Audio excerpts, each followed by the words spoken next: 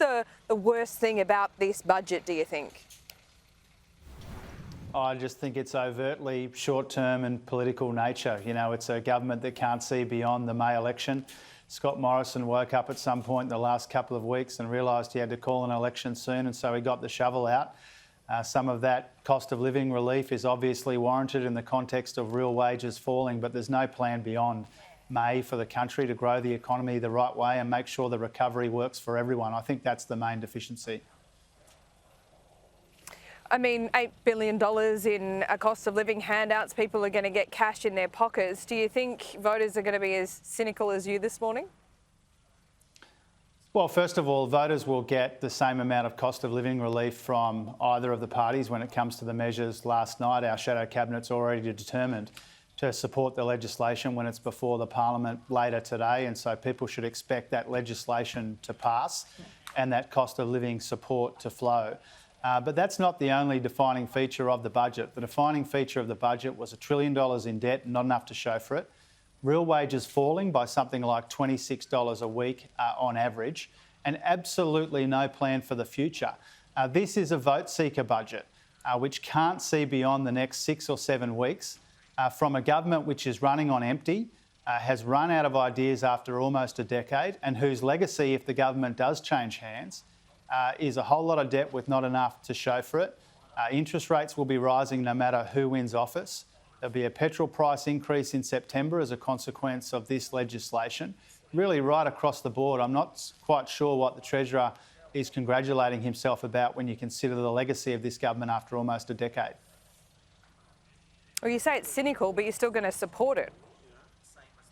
Well, we've said in the context of falling real wages and almost a decade now of stagnant wages, but are particularly acute right now when the cost of living are going through the roof, that there's a role for cost of living relief. We've been saying that for some time.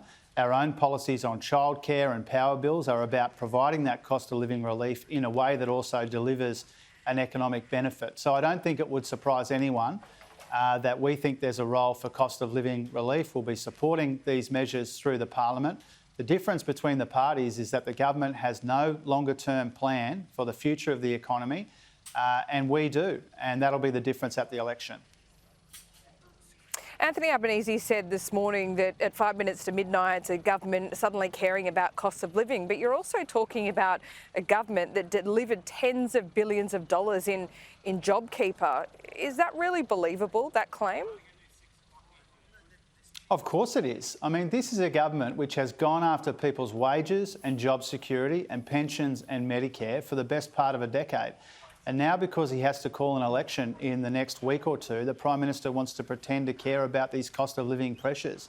You know, one of the biggest lies that's told about the economy right now, and the Prime Minister and the Treasurer are equally guilty of this, they want to pretend that these cost of living pressures began when Russia invaded Ukraine. These cost of living pressures began when the coalition started attacking the take-home pay of Australian working families. That's what's put people under such pressure, and that's been a long-standing problem, not pandemic-related, not Ukraine-related. The government has spent the best part of a decade going after people's living standards. Now, on the eve of an election, they want people to think that they care about these cost of living pressures. If they cared about the cost of living pressures, we wouldn't have had almost a decade now of those attacks on living standards. OK, you have spent the best part of a decade, from what I can remember, Jim Chalmers talking about the need to grow wages. We are now looking at an unemployment rate with 3 in front of it. This should be the perfect time for people to get a wage rise, to get a bonus, to see that through the marketplace. But the government's own budget papers show that that's not going to happen. So if you've been banging on about wages for so long, what are you going to do about it? Are you just going to leave it up to market forces? Well, what we're seeing right now with the unemployment falling in welcome ways is that is not putting sufficient upward pressure on wages to deal with these skyrocketing costs of living. And that's partly an issue of job insecurity. It's partly because it's, in the government's own words, a deliberate design feature of the government's economic policy, this decade of stagnant wages. And so what we would do differently, obviously growing the economy is part of the story, but also training people to grab those higher wage opportunities. So we've got a policy around TAFE and unis.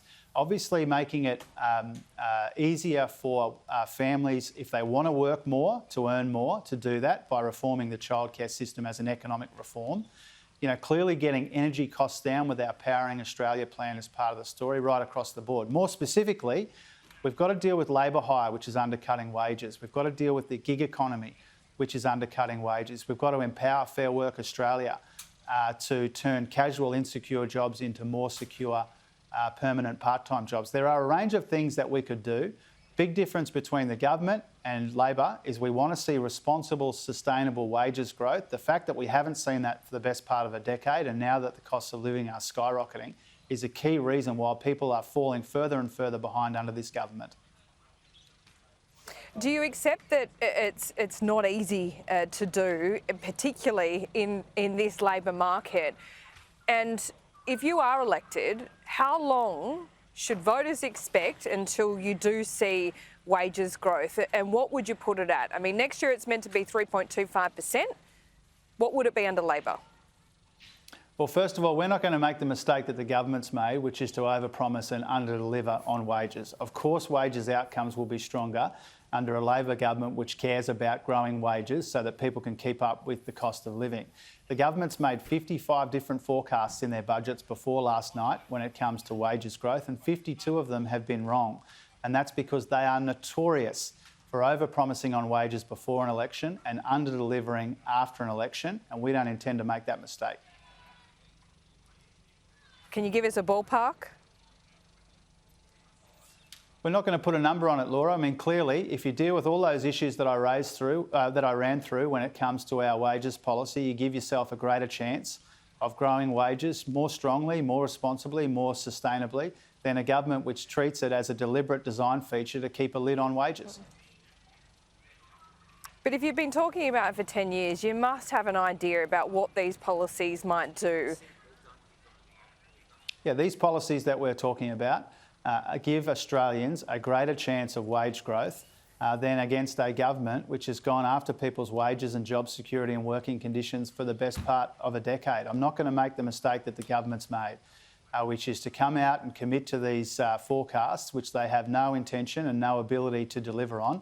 We're not going to make the same mistake. We're not going to overpromise and underdeliver on wages. We will have, and we do have, a wages policy which gives Australians the best chance of decent wages growth so that they can keep up with these cost of living pressures. Nothing in the budget last night makes up for the fact that after a decade of attacks on wages and job security and pensions and Medicare, people are still way further behind than they were before these cost of living increase started to spike.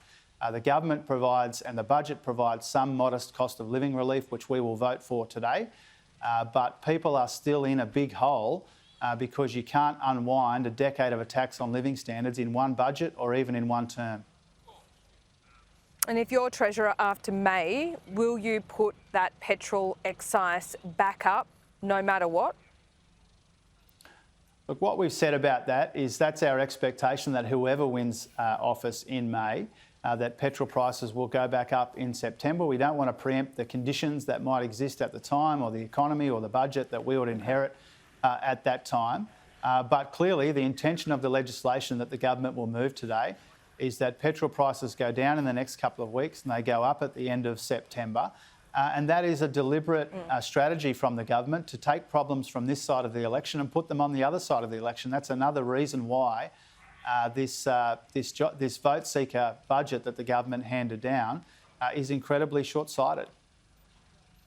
A bit of a booby trap maybe for future Jim to deal with. Before I let you go quickly, this $3 billion in cuts you were talking about this morning, the government says, well, it's actually not the case, what you're talking about. They said it's more about spending moving into the budget. Do you buy that? Oh, of course I don't. You know, there's $3 billion in secret cuts after the election. We're going to have a cash splash before, secret cuts after. They should tell us. If it's not Medicare, if it's not pensions, tell us exactly what it is. Okay, we'll let you have that one. Jim, we'll speak to you soon. Thanks so much. Thanks, Laura.